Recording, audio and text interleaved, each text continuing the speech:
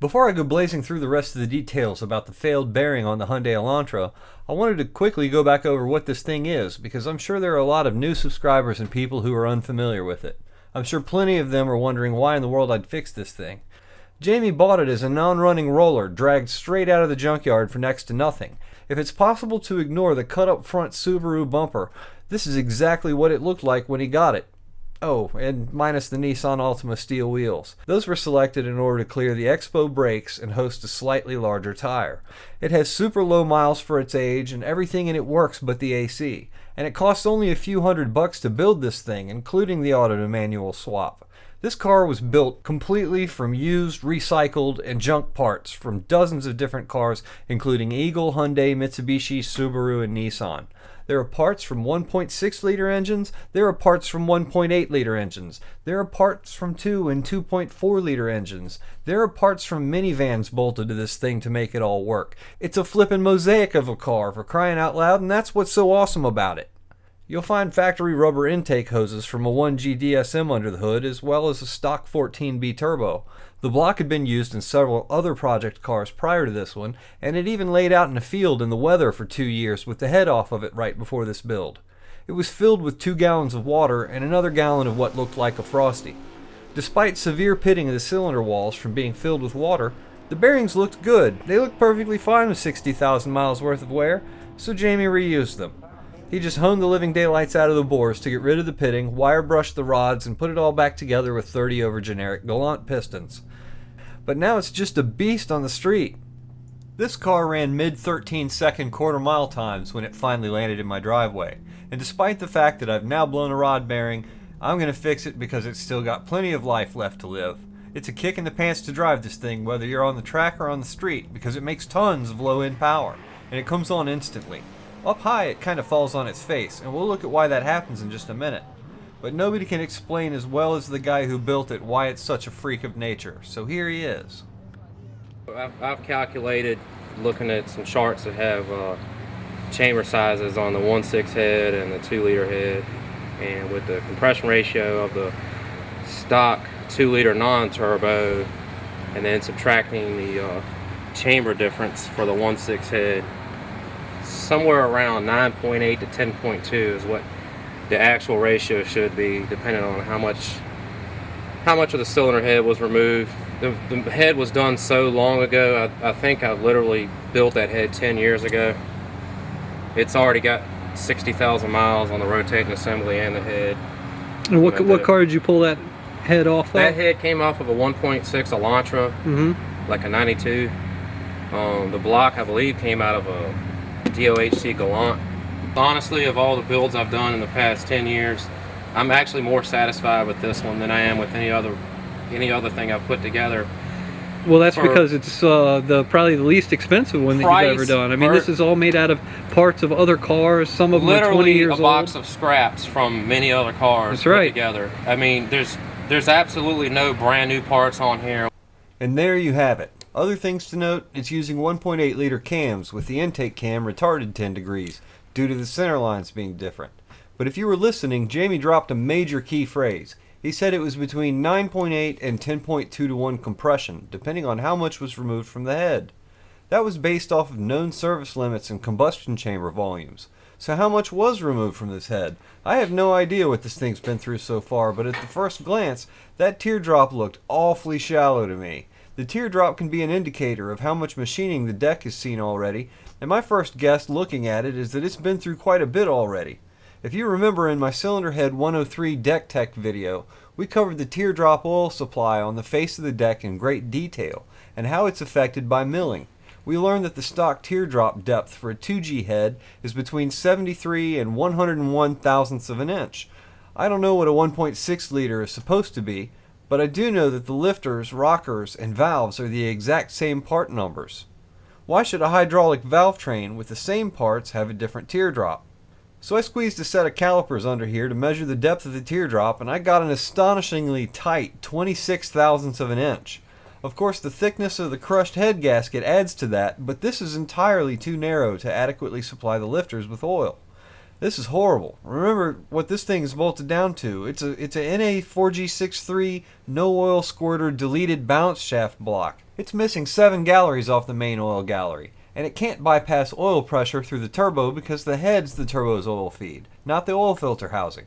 I covered this scenario in the 4G63 oil system video. You might remember the charts. I don't have a doubt in my mind that this thing was experiencing out of this world oil pressures in the bottom end, and I wish I had numbers to share with you, but I don't. Though this teardrop is tight, 27 thousandths is not tight enough to keep the head parts from being lubricated, but it severely limits the oil volume flowing past it.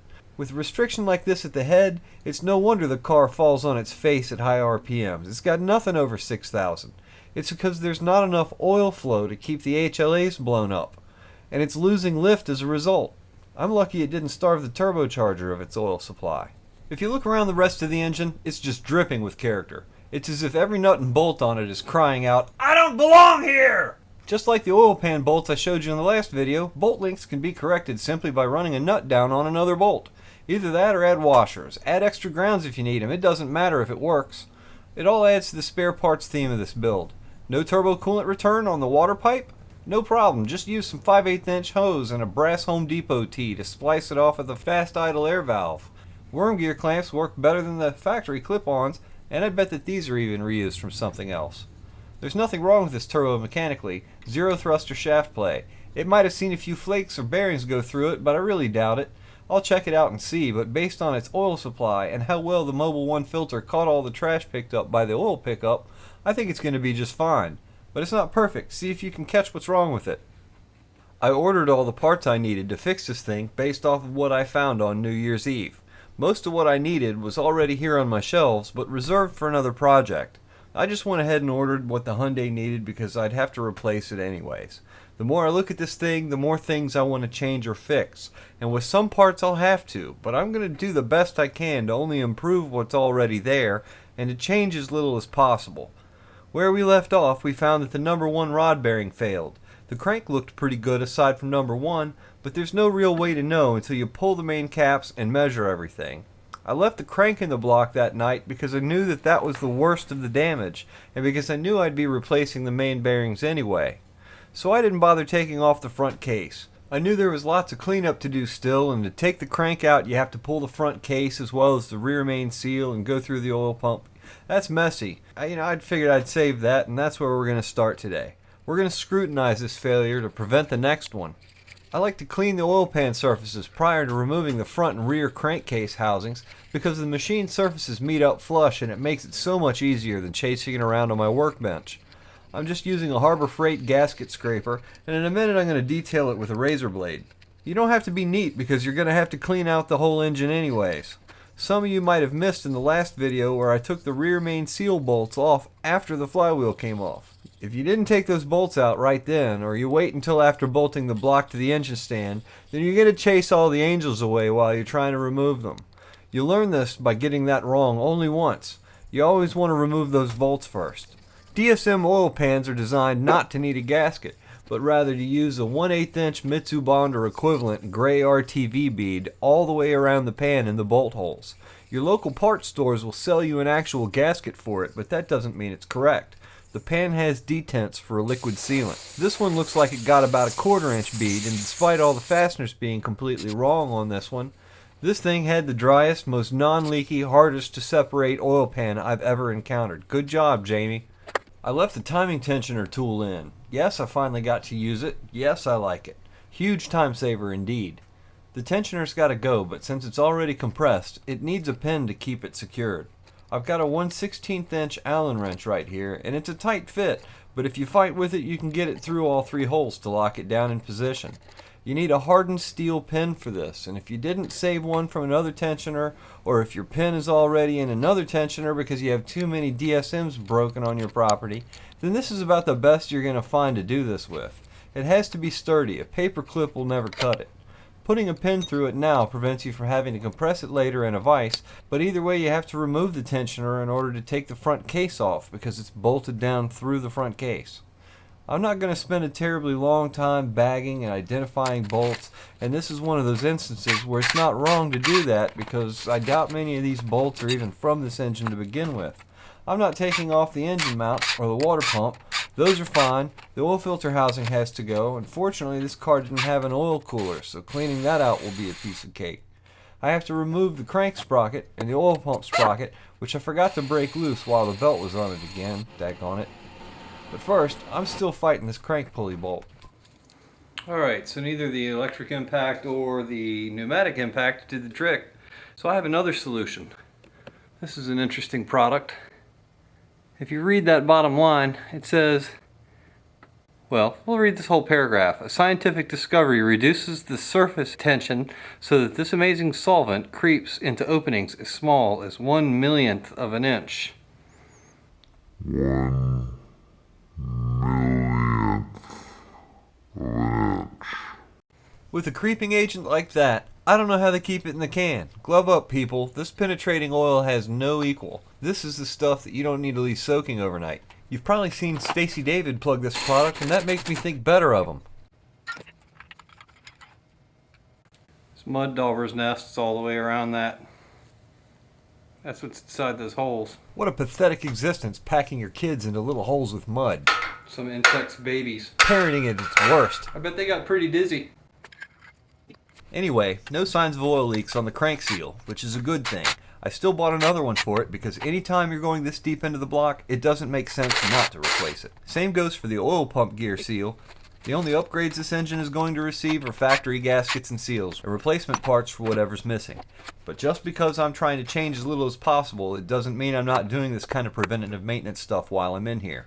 Jamie, I apologize for not buying a generic gasket set, but there's nothing wrong with the one you selected. This is what I was talking about with the rear main seal housing.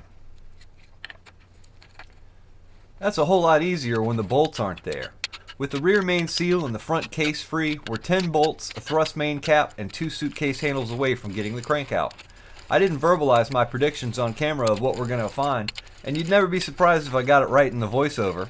So, since I'm in the edits, my predictions now would be like betting on a horse race that you videotaped. So let's all see how this turned out. Number 5 is grooved. Number 4 looks okay, just some fine scratches from the aluminum flakes that don't help anything, but the bearing held up. Number 5 is scratched up a lot worse, and I expect that because it's the last gallery below where the main oil gallery turns 90 degrees straight up to feed the head. I really don't like prying against the mains. I usually do everything I can to avoid it first. Sometimes my old-fashioned methods don't work, and then you find me prying against the main. 6 bolts always give me a fit. Deep grooves in the thrust mains. And a bunch of little scratches! No, really. It just looks like normal wear if it didn't get fed a bunch of trash. Nothing wrong with the thrust surfaces. No uneven wear, just skid marks from the poop upstream.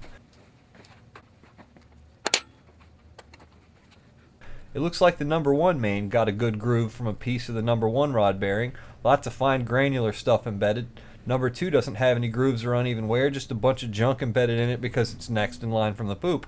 At first glance, the crank doesn't actually look all that bad, considering what it went through. I don't see evidence on the crank of what wiped that groove into the number 5 main. The number 4, number 3, and number 2 rod bearing journals look fantastic. The fillets are clear and free of junk. I can't see any cracks with my eyeballs, but because I know the contamination didn't stay in the pan, I'd give it a polish anyway. There's no doubt anywhere that number 1 definitely needs work. Lots of stuff embedded on the crank, plenty of scratches and too rough to get by without a polish. The mains seem to have eaten a lot of trash, but nowhere close to as bad as I expected because the rod bearings that failed were so soft. If bronze had gone through here from a stronger set of bearings, this would all be a lot worse, and you could expect more discoloration and damage to the crank. I've covered the fingernail test a dozen times now. If you feel anything, you polish it. It should be smooth. Number 1 and 2 feel about the same, and they could use some work. If you listen, you can hear that number 3 is grooved. 4 is a little gritty.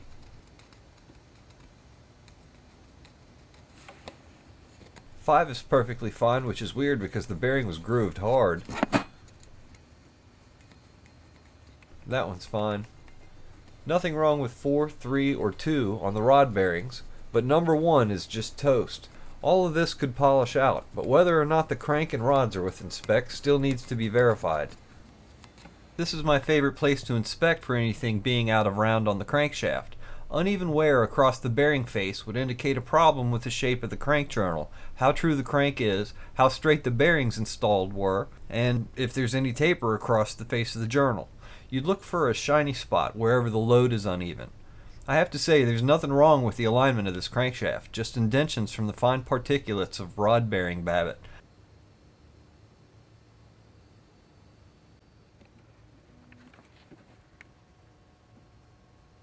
Here's part of the number 1 rod bearing. It's hammered and beat to death. Note that in addition to the outer layer of the bearing smashed out the sides, that it has a trough cut through the center of the bearing face. That will be important later. This is the bottom shell, and you can tell because the soft bearing material is hammered flat across that oil relief hole right there. These rod caps don't have an oil gallery behind that. If it were the top shell, the hole would line up over a P hole for the wrist pins. The factory rods have that hole anyway. A lot of the aftermarket ones don't. But that's one way to identify which shell failed, by the shape of the chunks pounded into it. At least as long as you didn't spin the bearing. Here's the other half of number 1. Note that the trough continues, and much larger chunks are missing, with part of the trough blown out right across the face. It's the same kind of hammered, spread out outer bearing layer we saw on the bottom half. Also worth noting is that the bearing doesn't show signs of slipping around in the journal, because that P-hole metal protrusion thing I was talking about is still intact, and there are no scuff marks or fish eyes on the backing indicating that the bearing ever moved. If you spin a bearing, you wipe out the tangs, leaving wherever they were and whatever stamped in markings might have been there completely unidentifiable. You can see that I don't have that problem here. Another sign that the bearing didn't spin is that you can still see the mirror image of the markings from the bearings imprinted on the machine surface of the rod caps. I did not spin a bearing. I caught it before that happened. The rod bearings take the greatest thrust forces in abuse. The bearings are going to tell you the most about what caused a failure. Look for pictures and other examples of bearing failures out on the web. You're going to have to, because I don't plan to destroy any more of these things. Or at least I'll do my best not to for as long as I can. If my luck holds up, I hope I only have to provide you guys with 2 examples in my lifetime. But why wouldn't the rest of them look as bad as this one? If one was overloaded, shouldn't they all be? What's the big deal with number 1? Number 1 is unique from all the other rod journals. The number 1 main oils the number 1 rod journal, as well as both of the oil pump gears and also 2 more balance shaft journals. This orientation connects it directly to both the high and the low pressure side of the oil pump, and it's first in line on either side. It flows a lot of oil. Any cavitation, aeration, or fluid vibration in the oil pressure is going to have a greater effect on the number 1 rod bearing than it would on 2, 3, and 4 because of its location in the oil system. This is an oil flow chart that I made representing a turbo 6 bolts oil system. Look what happens when you use a non-turbo block that doesn't have oil squirters and delete the balance shafts. You lose 7 oil returns to the pan. Next, bolt a cylinder head whose teardrop is severely restricted. Where does all that oil volume go? And what happens to the pressure in the bottom half of the engine when you do that? If you want a better description of how this scenario affects pressure, check out my 4G63 oil system video. These are the charts that pertain to my specific setup in this video. Extremely high oil pressure and greater oil volume on the number 1 bearing is why the trough is washed out all the way around the center of the number 1 rod bearing. High oil pressure reduces flow and generates more friction. The excessive load of 20 pounds of boost coupled with a possible 10.5 to 1 compression ratio generated enough force to take its tolls on these weak, soft, cheap rod bearings that were never intended for a force induction car. It's a miracle that they lasted as long as they did, because I've really pounded on this thing. But if the gears spec out, then my oil pressure should have been redonkulous. I am of the opinion that this build was actually being held back by oil system issues that were not related to the bearing failure. The bearing failure is just what happened to draw my attention to it. Even though I don't have oil pressure numbers to start with, I'll be making modifications that I know that this engine needs. You saw on my GSX's 7-bolt front case, the oil pump gears were pretty chewed up. The gears were worn on both the shaft journals and the thrust faces from oil starvation, and the teeth ate plenty of bronze chunks. Both the case and the gears of my 7-bolt were trash. That was a catastrophic oil system failure. This one is different. This is a bearing failure from excessive load, but it was contributed by high rather than low oil pressure. Because the bearings were soft aluminum bearings, they don't appear to have caused any significant damage to the oil pump. The real test to determine the health of the oil system is to measure the gears and see if they meet spec. If they do, then I'm sure this engine's high RPM oil pressure was way off the chart. We all know what I'm doing and how the oil pump drive gear is spec'd between 31 and 55 10,000ths of an inch, because we all watched the 6 and 7 bolt 4G63 front case and oil pump video, right? I'm using the same tools we covered in that video. 3,000ths fits easily, 4 is giving me resistance, and 5 doesn't fit at all. That tells me the gears are on the tighter side of spec. I'll need to disassemble the rear housing to get the driven gear out, but I don't expect to see anything unusual there after seeing this. The side gap on the drive gear is 7,000ths of an inch, and that's fine because spec is 8. The driven gear spec is between 24 and 47 10,000ths of an inch. Initially, I wasn't planning on taking this thing apart. I was completely content with the diagnosis of high oil pressure and cheap bearings and had moved on to shoot other videos. But in the process, I found something significant upstream in the oil supply that made me revisit these components and inspect them. There was a large deposit of crust packed into the groove of the number 1 main, just past the oil pump supply hole. It just looked like oil when I was cleaning up the block, but it turned out to be a hidden surprise. Like a jerk, I started correcting it while wearing the head cam, taking both its angle and quality for granted. I'm sorry I didn't get a better shot of what I initially found. It was blackish red like dried blood, brittle, and what looked to me to be a baked-in combination of carbon and rust. It crumbled easily into an orange gritty powder, and it stuck to my lightly magnetized pick, so I know it's ferrous. I'm positive this crust is from the water damage that this block suffered, but I know that damage wasn't confined to just this one main journal. There had to be rust all throughout this engine because of how it spent part of its life.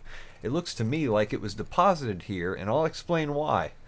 Number 1 is the first stop on the main oil gallery. The oil not only supplies the main bearing through an oil hole, it flows underneath it to a secondary gallery that feeds the front case. After it passes through a short gallery in the front case, it intersects with a hole on the oil pump's rear housing.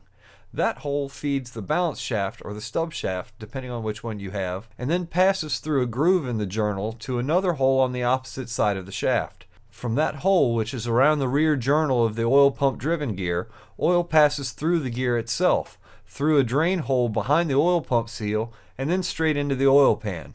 It's not a huge hole, but it is a significant open oil return to the pan, and the only one in the bottom half of my block that doesn't have a bearing crammed in it. The reason this matters is that all this extra stuff that gets oiled means that more oil is going to flow through here on the number 1 than everywhere else except for the head. If you notice, the oil groove goes 180 degrees around the number 1 main. It doesn't continue on the main cap side, so it terminates against the main cap. The oil holes are about 80 degrees apart, so with the block upright and considering the rotation of the crank, there's 50 degrees of dead oil gallery space that goes absolutely nowhere, and it sits outside the stream of oil that flows into the pump. Things will get deposited here, and gravity works against it ever letting go of trapped sediment. When I saw the rust, I had to take this thing apart and see if the crust may have been circulating in the oil system, and it was. Since I had to take it apart, let's go ahead and measure the driven gear. The driven gear spec is between 24 and 47 10,000ths of an inch. If I can get the 5,000ths through, it fails. 3 is sausage, 4 drags a little, and 5 barely fits. So it's a little loose. This driven gear is right at the end of spec. On my engine, that's not really a problem because if the spec goes too wide, then oil pressure would decrease. In my case, with everything else that I've discovered, I'd consider that to be a favorable condition. I certainly didn't experience any low oil pressure issues, even with a failed rod bearing. I want to take a second to illustrate something else. Any trash in the oil that makes it past the oil pickup screen is going to pass through the oil pump gears. Those particles will have to be very small in order to make it through the pickup screen to begin with, but the ones that do will do one of 2 things. Those particles will either be smashed flat, or they'll be so hard that they crack, pit, break, or score the gears. Yes, it is possible to do both, but you'll know if that was a problem with just a visual inspection. What you're seeing here is evidence of what I'm talking about. The aluminum bearing material was softer than the gears, and it crushed to the gear's oil clearance. The chunk is so tiny that it barely registers on the calipers. The flakes that weren't caught by the filter ended up smaller than the oil clearances, so it was hard for them to do any real damage.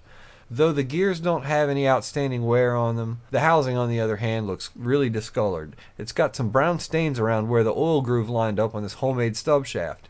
It's nothing I can feel with a fingernail, and it doesn't feel like anything that would prevent me from reusing it. But it indicates that rust did indeed flow through the oil system because it got embedded in the journal. It's possible that rust from the water damage made the oil more abrasive and contributed to the bearing failure that we experience. But after several oil changes, you'd expect for it to have done whatever it's going to do and be gone. This crust can't travel upstream through the crank and into the rod journals because those receive oil from on top of the bearing's oil groove, not the one obstructed by the bearing. It may be a minor contributor to this bearing failure, but I find it highly unlikely to be the cause. I don't know whether the crank or the block have had any material removed yet, but I ordered my belts, gaskets, and seals anyway. It's not a crime if I got any of it wrong. I have 3 other 6-bolt projects, and they're sure to get used. But based on what I found here, I'm not willing to change much of anything about this car's build. All I'm going to do is R&R the parts I have, with the exception of this crank and the lifters, borrowing used parts from other projects where necessary, and put it all back together with OEM gaskets and seals. The cylinder walls are a little scratched up in a way that honing won't remove. It would have to be bored, but I can't do anything about it because the block is already 30 over. I'm not even replacing the rings. I didn't get the compression test on video, but it was between 160 to 170 psi on every cylinder, so I really don't feel bad about that. Just going to clean the grit and the carbon out of the pistons and reassemble them. I have a lot of cleanup to do for the rest of these parts. Everything that touches oil needs to either be cleaned or replaced. I need to measure the crank and the block and check all the oil clearances to make sure these standard bearings will work. I also have several oil system modifications to perform. I might change out the oil filter housing too, and that will mean that I have to change out some other parts in order to support it. But every part aside from what's in this box is going to either be used or borrowed to keep this build on theme. I'm looking forward to seeing what it does with the oil pressure corrected. Stick around if you're curious. It won't be long. I want to use the stereo again. Thanks for watching, guys.